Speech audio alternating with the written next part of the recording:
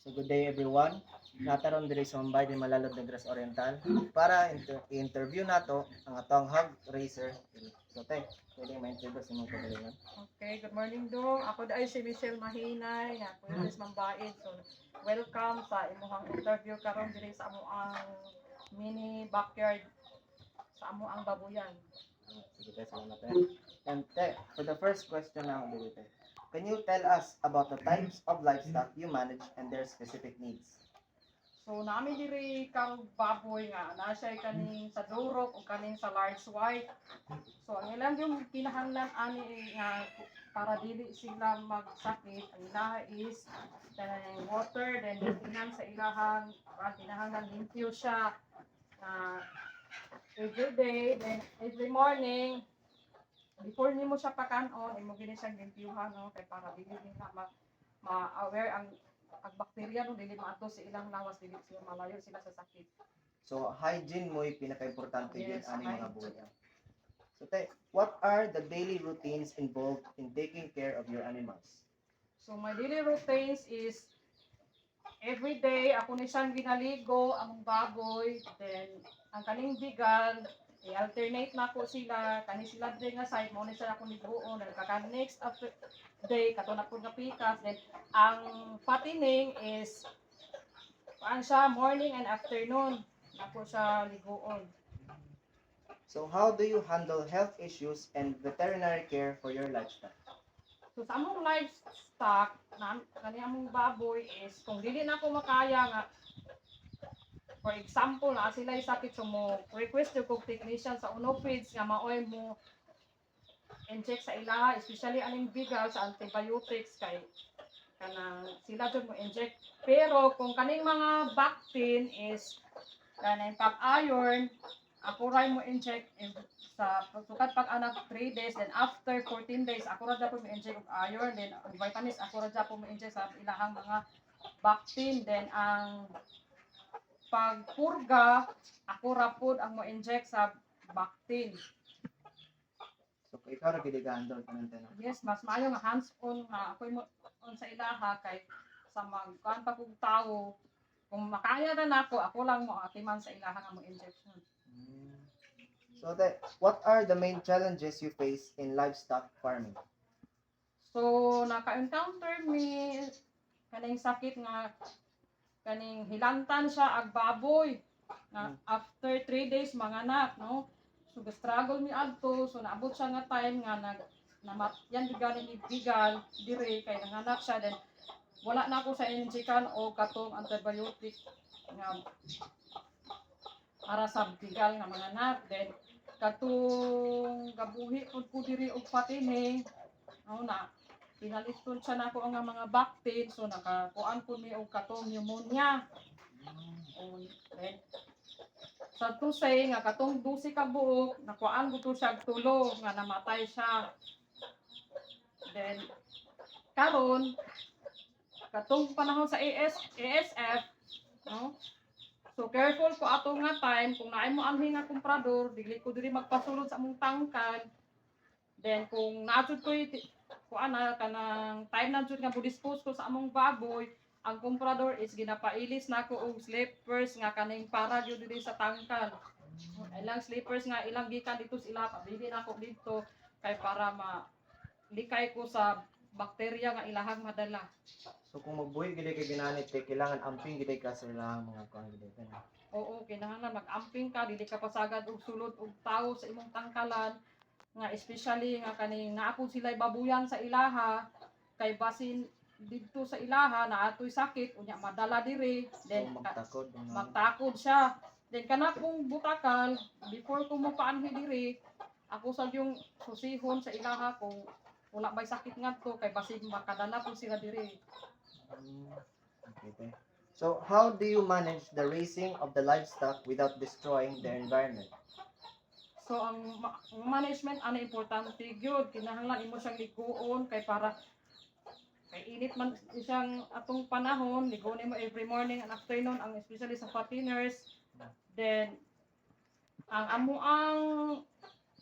ang ilahang unsa ni manure ginadaspa namo, ginasilhig, wala namo siya diri sa amo ang kanal paagi amo na siyang ilabay dito sa sagingan or sa kalubihan as fertilizer pud sa mo ang mga tanom. So like give and take ra gid ay ilang mga tayo dili kay gihapak ra bisag asa gigamit pod as fertilizer sa mga diri. Yes, gamit po na mag fertilizer din. Abuwid po ni o kana mga manok na musulod sa diri sa tangkal sa baboy. Dili na siya pwede kay ang manok pwede siya daghanang bakterya kay bisan asa ra mo adto. So kinahanglan ang manok dili siya pwede diri sa tangkalan. So posible po din nga if ever nga dili mabantayan nga nay mosulod diri manok ma-transfer ang disease na nasa manok gikan. Yes, Mga kwan diri. posible po. Okay. So, salamat kayo tayo sa Okay, welcome sa imong pag-interview karon. Salamat kayo. God Tay. bless. Okay. Good day everyone, nata karon diri sa panimalay ni Angelita Piran para interviewin sa siyang baboyan. Kay bawal man pasundan yung baboyan, nata diri siyang panimalay ra para siya mo atong interviewon. Ngayong hapon, atong tanan, ako si Angelita Biran, kada makaso dawin ni Glosorienta. Ma'am, sa kadagang pwedeng hayop na buhion or main kam nganong ang baboy man imong gipili. Babuyan akong gipili sa tanang mga hayop na galmon kay dali naman siyang mabaligya. Makakita ang falta, makabinansya. Sila na makakatuig na galam sa imong baboy or sila nakakatuig na ay experience sa paggalam sa baboy. Dugay-dugay na pagdalan sa baboy. O sa akong kadugayon sa pagdalan sa akong baboy, nakatabang ko niya sa akong pamilya, ang mga bata, ang eskwela. Ikaw na ba usa ka galam sa baboy o na kay mga trabahante o gisubo para molimpyo or mapataon sa mga ginalam sa baboy? Duha ka tao akong katabang sa pagdalan sa baboy. Sila may manglimpyo sa baboyan, sa hugaw sa baboy. Sila ay magbutang sa angay bulatangan, dili good mo kwan ang baho sa mga silingan. Dayon, ano kung dili pud magka sakit-sakit ng mga baboy, kinanglan ka ng hugaw, nang hitutong dun ayon. Kinanglan ang kanang manglimpyo, tarungon ko nila pagtrabaho. Saka dugayon nimo sa paggalam sa baboy, nakasulay na ba ka og kanang nahutdan ka og puhunan o nalugi ka tungod sa kuan, namatyan o unsa ba?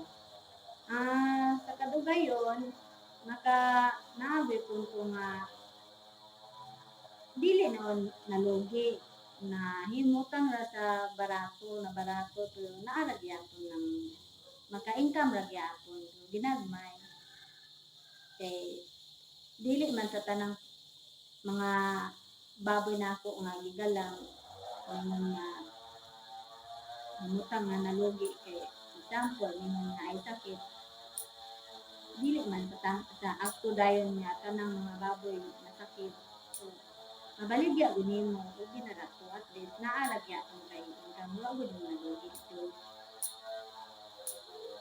Sa katong ASF na sakit, ano katong nikalat man to sa kuan, sa Pilipinas, sa Negros, nakasulay ba ka na imong baboy usa sa natakdan or namatyan tungod sa ASF? nakasulay man mula ginang makabantay man dayon ta anak na ay sakit natin hayop nga ati man ang baboy mula ginang dili gyud tanang mga hayop nga anang baboy nga nasakit ningon nga nanan yung nasakit hinanglan gyud nga naay usa duha nga masakit imo gyud dayon baligya ng uban kay arong dili gud niyo malugi ka o mahurot imong kadugnan kay arong naapoy imong ikabalik pud nimo o palit na po dugang na po mga baboy. Kanay mo pagpakaon sa imong baboy, unsa na? Pure na feeds o na isagol? Sa gamay pa, bago pa na pero ang gagmay pa sila, i-pure pa na nimo hatag pero kung maabot na siya o nga 3 ka bulan, nanay sabot isagon-sagon na na. Sagon-sagonan na na. Aron dili kaayo siya kuan ang imong gasto sa baboy kay tungod sa kadaghan sa imong baboy nga gigalang imo nang i-pure tanan dako kay kag magasto. Kuan mura ra pud gamay ra pud imuha anang maginansya tungod sa kamahal sa feeds. So, salamat. Mara to ang pangutanong kay ang mga na ni dayon. Sa human aning video akong isumpay ang ilang baboyan kay bawal man pasundan og laing taon mao na ako na kuan bisita ra. So, ilang trabahante may ka video sa mga baboy. Akong nagpalam ani ako isunod ang video. So, thank you so much. Salamat po.